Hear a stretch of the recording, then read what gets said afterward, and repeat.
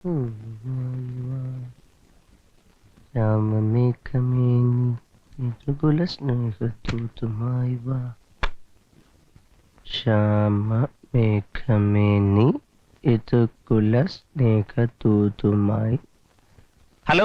ആ ദൂരദർശൻ കേന്ദ്രൻ അല്ലേ? അല്ലേ, നീ നേരത്തെ പറഞ്ഞോളാ. ഓടാന്നോ? അത് ശരി, റോങ് നമ്പർ വിളിച്ച. ശ്യാമ മേഘമേ നീ ഏതു കുല സ്നേഹ തൂതുമായി വാ. ഹലോ, ദൂരദർശൻ കേന്ദ്രല്ലേ? അതെ, എനിക്ക് ഒരു ഉപകാരം ചെയ്യണം. ഇന്ന് വൈകിട്ട് 8 മണിക്ക് TV-യിൽ ഒരു പെൺകുട്ടി ഒരു പാട്ട് പാടിയില്ലേ? ശ്യാമ മേഘമേ വാ യദുകുല. അതെ, രാധിക. ആ കുട്ടിയുടെ അഡ്രസ് ഒന്ന് വേണം. സോറി. അതെന്ത് സോറി ആശാനെ? അതെ, എനിക്ക് പിന്നെ എന്തിനാ അറിയിക്കാന്? അത് പ്രതികരണത്തിൽ ചോദിച്ചാ മതി. എനിക്ക് പ്രതികരണത്തിൽ കൂടെ അറിയിച്ചാൽ പോരാ, നേരിട്ട് അറിയിക്കണം. ഞാൻ ആരാന്നോ? എടോ, ഒരു ഇന്ത്യൻ പൗരൻ എന്ന നിലയിൽ അതിന്റെ മൗലികാവകാശ എനിക്ക് നേരിട്ട് അറിയിക്കണം. അതിന്റെ അഡ്രസ് കല്യാണം കഴിക്കാനാണോ? കല്യാണം കഴിക്കാൻ തന്നെ. തനിക്ക് എങ്ങനെ മനസ്സിലായി? കല്യാണം കഴിക്കാൻ തന്നെടാ. താൻ കൂടുതൽ വായൊന്നും അടിക്കണ്ട. താൻ ആ പരിപാടി ഇറങ്ങി കട്ടായപ്പോയതിനെ കുറിച്ച് എന്ത് പറയുന്നു? ഞാൻ ആരാന്നോ? ഞാൻ നിന്റെ തന്ത.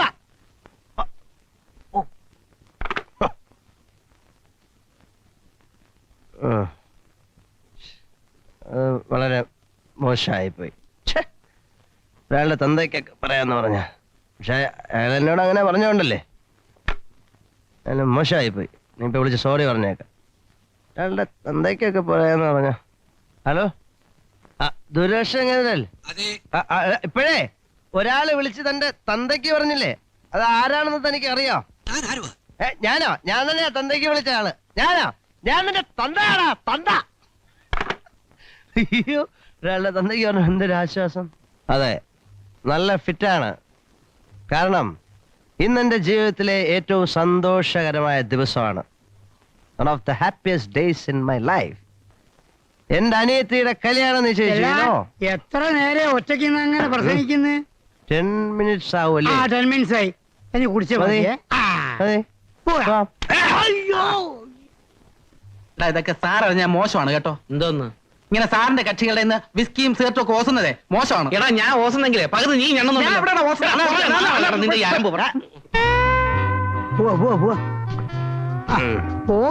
ഒരു സ്മോളോടെ കഴിഞ്ഞു ഒരു ലാർജ് തന്നെ ആവട്ടെ. മതി സാർ, ഇപ്പൊ തന്നെ ഓറാണ്. ആരെ? നീ ഭയങ്കര സോപ്പായിട്ട് വരികയാണ്. സോപ്പ് നിന്റെ തന്തയാണ്. നീ സാറിന്റെ കാര്യം ഇത്ര ശ്രദ്ധിക്കണം. തമ്മ തല്ലി ചാവട്ടെ. കള്ളു കുടിക്കുന്നത് ആനന്ദിക്കാനാണ്. കള്ളു കുടിച്ച് ബഹളം ഉണ്ടാക്കി നാട്ടുകാർക്ക് പബ്ലിക് ന്യൂസൻസ് ഉണ്ടാക്കിയ IPC സെക്ഷൻ എത്രയാടാ?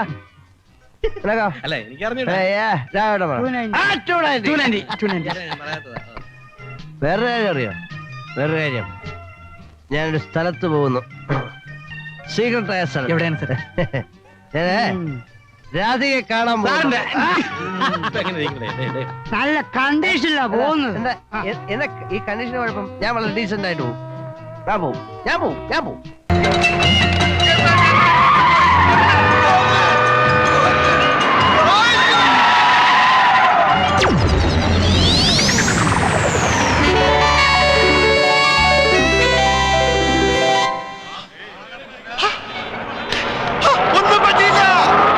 ഒന്നും പറ്റിയിട്ടില്ല.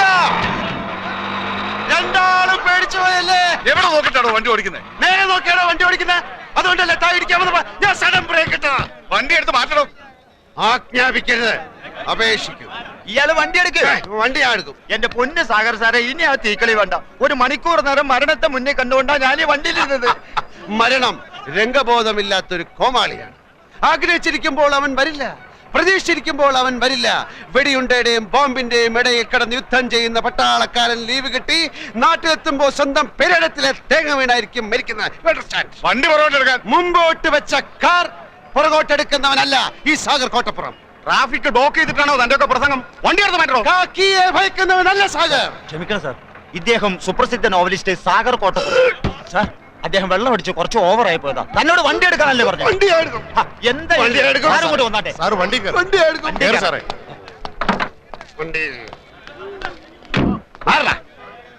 ഒന്ന് ചോദിച്ചോട്ടെ പോലീസുകാരെ, ഈ തഹസിൽദാരുടെ വീട് ഏതാണ്?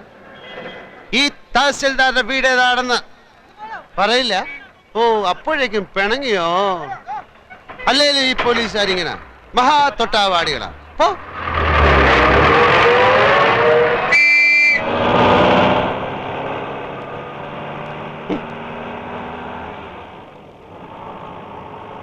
ഡ്രൈവറെ, തഹസിൽദാരുടെ വീട് അന്വേഷിച്ചു. ചോദിച്ചു പോ. നിർത്തരുത്. ഈ വീട് കണ്ടിട്ട് ഒരു തഹസിൽദാരുടെ വീട് പോലെ തോന്നുന്നില്ലേ? ഇത്രയും വലിയ ബംഗ്ലാവോ? ആയിക്കൊടുന്നില്ല. എന്നാലും സംശയം തീർത്തിട്ട് പോവാം.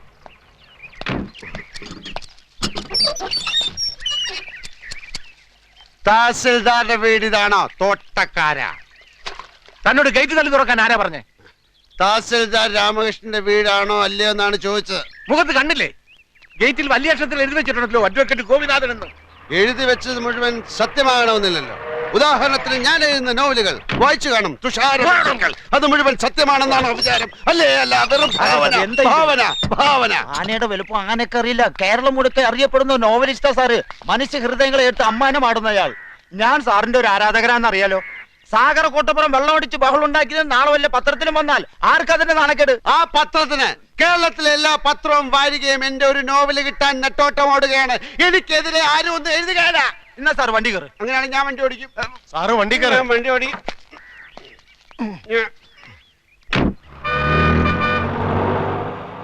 സാർ എത്ര നാള് കാണും ഈ തഹസിൽദാരുടെ കൂടെ? 30 ആഴ്ചക്കുള്ള ഒരു തുടരൻ ഉടൻ വേണം. ഒരു സർവീസ് സ്റ്റോറിയാ ഉദ്ദേശിക്കുന്നത്. ഒരു സർക്കാർ ഓഫീസിലെ അഴിമതി, കുതികാൽ വെട്ട്, പ്രേമം, ഗർഭം, അതൊക്കെയാ വിഷയം. അപ്പൊ സർക്കാർ ഓഫീസിലെ രീതികൾ, ദൈനംദിന ജോലികൾ, മറ്റ് വിശദാംശങ്ങൾ, രാമകൃഷ്ണനുമായ ഒരു ചർച്ച. അതിപ്പോ എത്ര ദിവസം എടുക്കുന്നൊന്നും പറയാൻ മേല. ഈ രാമകൃഷ്ണനെ തഹസിൽദാരായി ഇങ്ങോട്ട് സ്ഥലം മാറ്റം വാങ്ങിച്ചു കൊടുത്ത ഞാനാ. നല്ലവനാ, പക്ഷെ ഒരു കുഴപ്പമേ ഉള്ളൂ. 3 പെഗ് കൂടുതൽ അടിക്കുകയല്ല. ഞങ്ങള് രാമവർമ്മ ക്ലബിലെ ചീട്ടുകളി ഫ്രണ്ട്സാ. സാറ് ചീട്ടും കളിക്കൂ? ആ, കാശ് വെച്ചേ കളിക്കൂ. സാറിന്റെ നായകന്മാരൊക്കെ എന്തുമാത്രം സൽഗുണ സമ്പന്നന്മാരാ. ആ നായകന്മാരുടെ സൃഷ്ടാവ് ഇങ്ങനെയുള്ള ആളാണെന്ന് ആരാധകർ അറിഞ്ഞാൽ അറിഞ്ഞ ഒരു തേങ്ങയിലടോ. എടോ, താനടക്കമുള്ള എന്റെ എല്ലാ ആരാധകന്മാരും വെറും കിഴങ്ങന്മാരാ. എന്താണോ എന്റെ നോവലുള്ളത്? പണക്കാരിയായ ഒരു കാമുകി, കൂലിവേലക്കാരനായ കാമുകൻ, വില്ലൻ കാമുകിയുടെ അച്ഛൻ. ഇതേ കഥ ഞാൻ എടുത്ത് മറിച്ചിടും. പുതിയതിൽ കാമുകൻ പണക്കാരൻ, കാമുകി കൂലിവേലക്കാരി, അച്ഛൻ സെയിം. പിന്നത്തെ നോവലിൽ പശ്ചാത്തലം മാത്രം മാറും. റബ്ബർ എസ്റ്റേറ്റിന് പകരം ഒരു ഫാക്ടറി, മത്സ്യത്തൊഴിലാളിക്ക് പകരം തേങ്ങ വെട്ടുകാരൻ. എല്ലാത്തിലും കാണുവോ ഒരു റേപ്പ്, ഒരു ഒളിച്ചോട്ടം, ഒരു സ്റ്റണ്ട്, പിന്നെ കുറച്ച് സെക്സ്. ഡ്രൈവറെ തഹസിൽദാരെ വീട് ചോദിക്കണോ? നമുക്ക് ചോദിച്ചു പോവാം. തനിക്കൊരു സത്യം അറിയോ?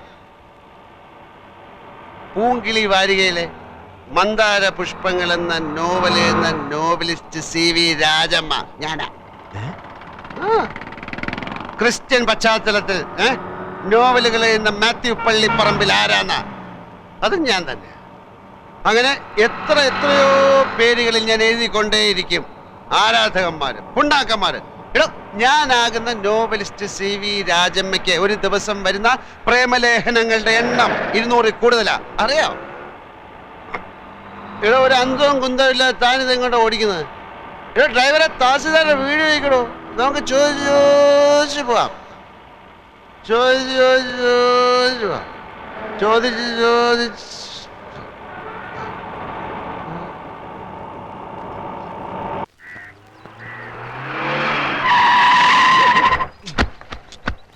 അത് തന്നെ വീട്.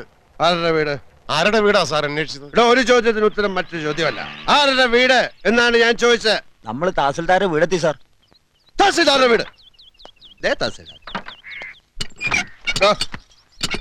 കുപ്പിയിലെ ബാക്കിയില്ലേ? ഇനിയും വേണോ? കുപ്പിയിലെ ബാക്കിയില്ലേ എന്നാണ് ചോദിച്ചത്.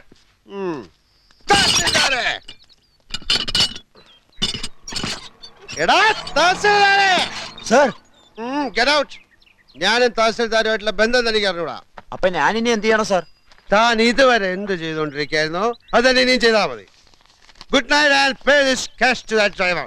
തഹസിൽദാരെ, രാമകൃഷ്ണ, രാമകൃഷ്ണ, കൃഷ്ണ കൃഷ്ണ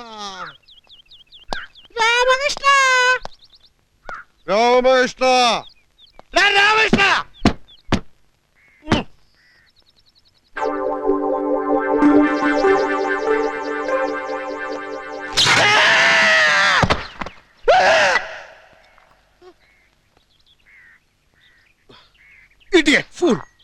തഹസിൽദാരാണ് അത്ര തഹസിൽദാർ.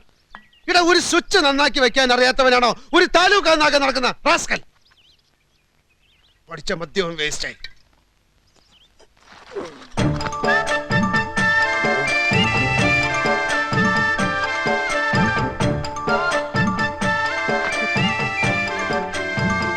രാമകൃഷ്ണ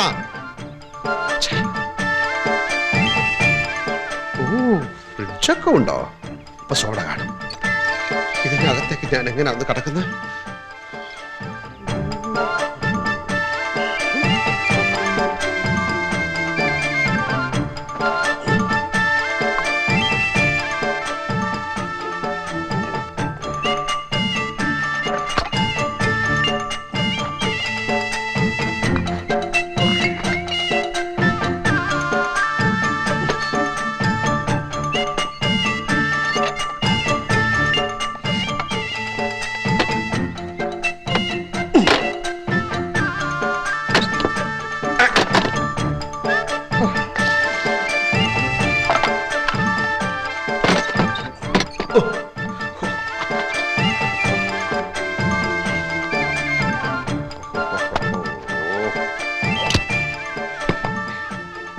സോഡ ഒരു തഹസിൽദാർ.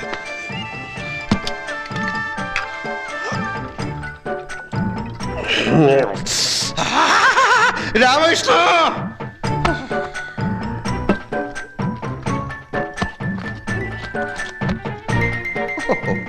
ഇവൻ ഫുൾ സെറ്റപ്പിലാണല്ലോ.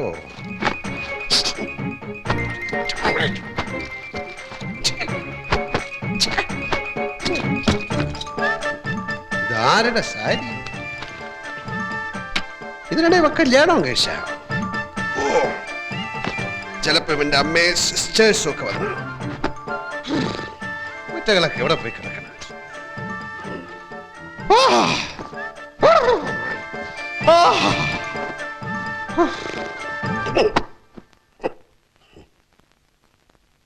ഒരു മുണ്ടു കിട്ടാൻ എന്ത് വഴി? നഗ്നത.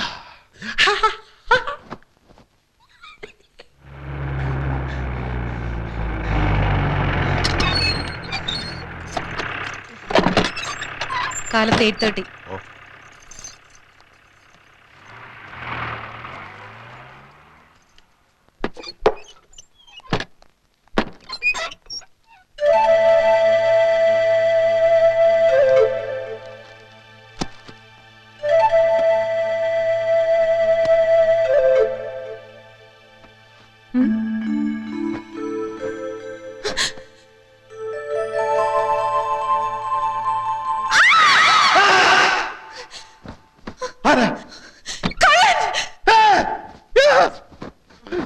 ഇതെവിടെ?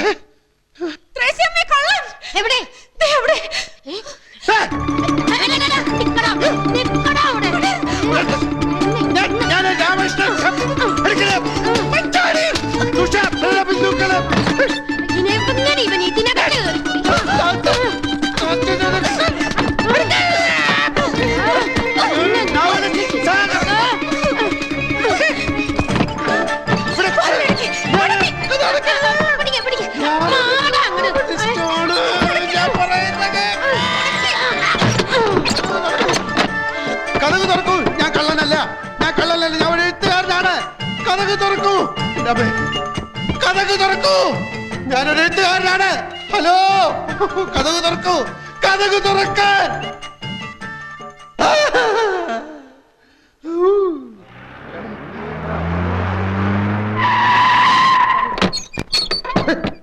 ഞാൻ കള്ളനല്ല, ഞാൻ പ്രസിദ്ധ നോവലിസ്റ്റാണ്. ഞാൻ പ്രസിദ്ധ നോവലിസ്റ്റാണെന്ന് സാഗർ, ഞാനൊരു പ്രസിദ്ധ നോവലിസ്റ്റാണ്. ഞാൻ പ്രസിദ്ധ നോവലിസ്റ്റ്, ഞാൻ കള്ളനല്ല, നിരപരാധിയാണ്. ഞാനൊരു പ്രസിദ്ധ സാഗർ പോലീസ്, ഞാൻ കള്ളനല്ല, ഞാൻ കള്ളനല്ല പോലീസ്.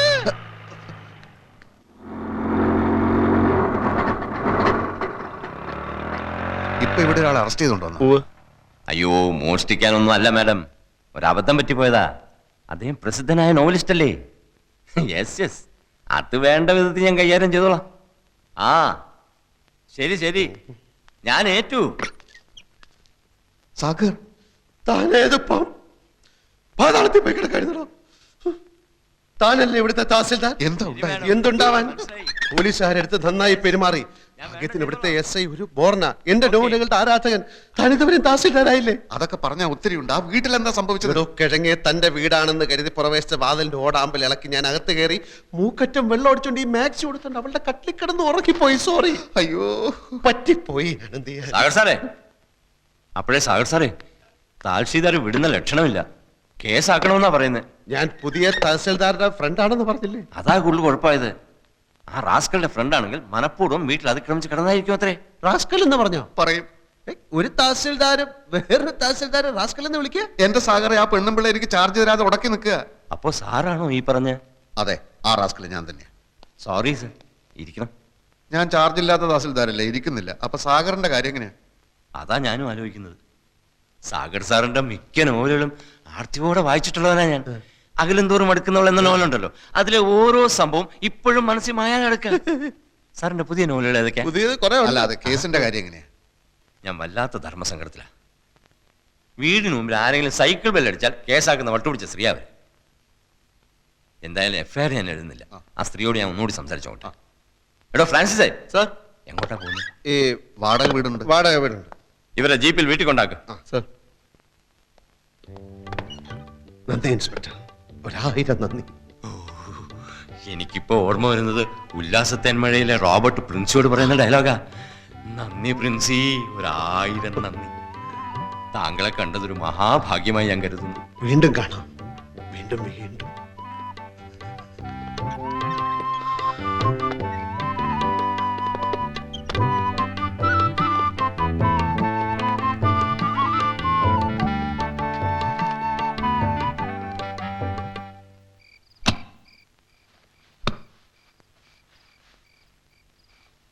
ഹ, ഈ നൈറ്റി പറിച്ച് കളഞ്ഞില്ലേ? എടോ, വേറെ ഉടുക്കാനൊന്നുമില്ലടോ. മാത്രമല്ല അടിയിൽ ഞാനൊന്നും ഇട്ടിട്ടില്ല. ഛേ, ഈ മുണ്ടെടുത്തോ. ഈ ജുബ്ബ ഇച്ചിരി വലുതാണോ എന്ന് സംശയമുണ്ട്. വലിയ ജുബ എനിക്കിഷ്ടം. ഉം?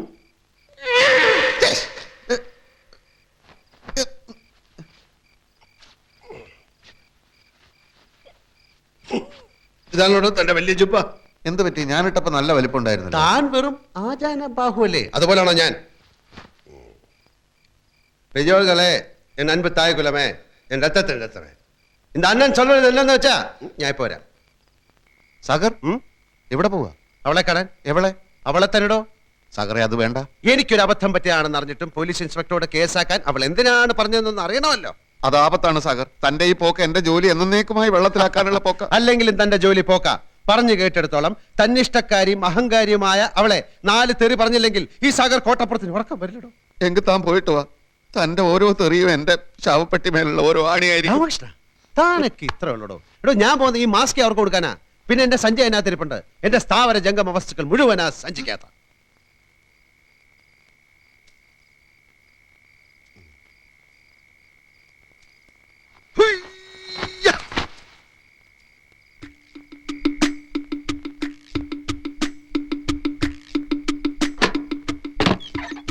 Stop there.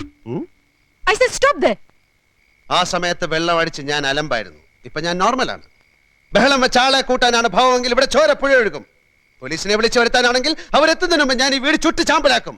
എന്നാലോ മര്യാദക്കാണെങ്കിൽ സാഗർ സോഫ്റ്റ് ആണ്, പൂ പോലെ മൃദുലം. പാലെ പാലെ പറ്റിപ്പോയ അബദ്ധത്തിന് മാപ്പി വയ്ക്കുന്ന നിലയിൽ താഴാൻ വരെ സാഗർ ഒരുക്കമാണ്. തന്നെ പോലുള്ള ഭീരുക്കളുടെ ഭീഷണികൾ എത്രയോ കേട്ടിട്ടുള്ളവളാ ഞാൻ. താൻ ഒരു കള്ളനാണെന്ന് കരുതിയ ഞാൻ പിടിച്ച് പോലീസിൽ ഏൽപ്പിച്ചത്. ഒരു തെമ്മാടിയെ നേരിടാൻ എനിക്കാരുടെയും സഹായം ആവശ്യമില്ല. എന്നെ ഭയപ്പെടുത്തി ഇവിടെ ഓടിച്ചിട്ട് കൂട്ടുകാരനെ എന്റെ കസേരയിൽ കയറ്റി ഇരുത്താമെന്ന് താൻ വ്യാമോഹിക്കുന്നുണ്ടെങ്കിൽ താൻ വെറും ഒരു പമ്പര വിഡ്ഢിയാണ്. ആണോ? എങ്കിൽ ഈ സാഗർ കോട്ടപ്പുറം പ്രഖ്യാപിക്കുകയാണ്. 24 മണിക്കൂറിനുള്ളിൽ നിന്റെ കസേര തെറിപ്പിച്ചില്ലെങ്കിൽ സാഗർ കോട്ടപ്പുറം എന്ന നോവലിസ്റ്റ് ഈ അണ്ടകടാകത്തിൽ പിന്നെ ഉണ്ടാവില്ല. ഉണ്ടാവരുത്. ഓക്കെ, ഇതാ നിന്റെ മാക്സി. യുദ്ധം പ്രഖ്യാപിച്ച സ്ഥിതിക്ക് നമുക്ക് മാന്യമായിട്ട് പിരിയാം. നിന്റെ കടപ്പ് മുറിയിൽ എന്റെ ബാഗും തുണികളും ചെരുപ്പും 3 പേനകളും ഇരിപ്പുണ്ട്. അതിക്ക് തന്നാ നന്ന്.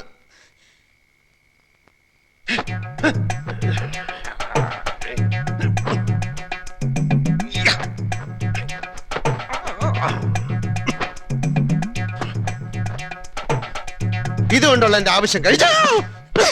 Get lost. ഇതാർക്കും വേണ്ടെങ്കിൽ ഈ അന്ധകാരത്തിനെ പതപ്പിക്കാനുള്ള മേലാട പോലെ ഇത് അവിടെ കിടക്കട്ടെ. നിന്റെ ഒരു കാര്യം കൂടെ എടുത്ത് ഞാൻ ഉപയോഗിച്ചു. പല്ല് തേക്കാൻ നിന്റെ ടൂത്ത് ബ്രഷ്. താല്പര്യമുണ്ടെങ്കിൽ നിനക്ക് ഇനി അത് ഉപയോഗിക്കാം, ഇല്ലെങ്കിൽ അത് കളയാം.